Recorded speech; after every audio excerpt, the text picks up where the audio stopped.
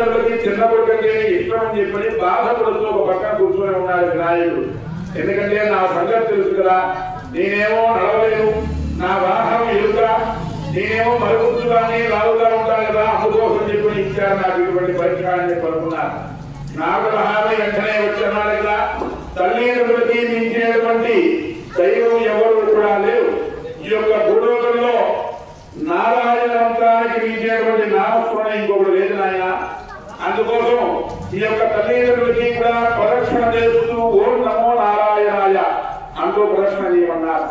అప్పుడు వెంటనే ఈ యొక్క గణపతి ఆ విధంగా ప్రదక్షిణ చేసేసరికి ముల్లోకాల్లో ఉన్నటువంటి నదులన్నింటిలో కూడా ముందుగానే గణపతి స్నానాచరించి బయటకు వస్తున్న కనబడుతూ ఉన్నారు కుమారస్వామికి. ఇంటికి వచ్చి చూసేసరికి ఇక్కడ కూడా గణపతి ముందు ఉన్నారు. తన యొక్క తప్పు తెలుసుకొని పెద్దవారికి ఆధిపత్యం ఏమని చెప్పన్నారు. ఆ విధంగా భాగవత సూక్త చదివి అనగా ఈ రోజున ఆయనకి విశేషంగా జనాలకి అధిపతిని చేశారు. అందు నిమిత్తంగా ఆ యొక్క విఘ్నేశ్వరుడు ముల్లోకాల్లో కూడా పూజలు అందుకొని రాత్రి వేళ కల్లా కైలాసానికి వెళ్ళేసరికి కుడుములు గుండాలు అన్ని కూడా భుజించి కైలాసానికి వెళ్ళారు. వెళ్ళిన తర్వాత అప్పుడు తండ్రి గారు మంచి పదవి ఇచ్చాడు కదా అని చెప్పి శాస్త్రాన్ని నమస్కారం చేద్దాం అనుకున్నారు.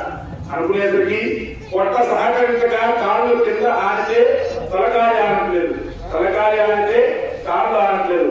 అది చూసినటువంటి చంద్రుడు అనగా ఆ యొక్క శివుడి జటాదుర్గంలో ఉన్నటువంటి చంద్రుడు అది చూసి ఒక్కసారిగా నవ్వాడు.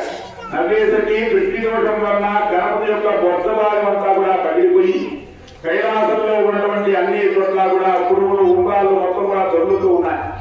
అది చూసినటువంటి ఆ యొక్క పార్వతీదేవి వెంటనే చంద్రుని శపించింది. నిన్ను ఎవరైతే చూస్తారో వారు లీలాపరంలో పాల్గొంటారో అని చెప్పి శపించిందన్నమాట. లీలాపరంలో పాల్గొంటారనేసరికి అలా కొంతకాలం గడుపుతూ ఉండగా ఋషిపత్రులు స్నానాచరించేటువంటి సమయంలో నదిలో చంద్రబింబాన్ని చూశారు. చూసిన తర్వాత భర్తలు దూరం అయిపోయారు.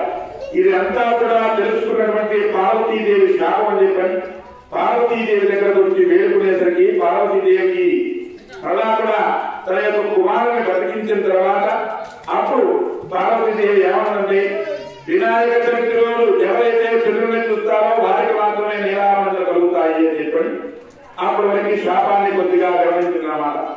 వెంటనే అలా కొంతకాలం గడుస్తూ ఉండగా ద్వాపరయుగం వచ్చేసరికి ద్వాపరయుగంలో శ్రీకృష్ణ పరమాత్మ కూడా పాలు తాగుతూ ఉండగా పాలలో చంద్రబింబాన్ని చూశాడు. నాకు ఎటువంటి నీలాభరణలు కలుగుతాయో అని చెప్పి ఆలోచించుకుంటూ ఉండగా సత్రాయుడు మహారాజు గారు సూర్య భగవాన్ని ఆరాధించి ఒక అత్యద్భుతమైన రత్నాన్ని పొందారు.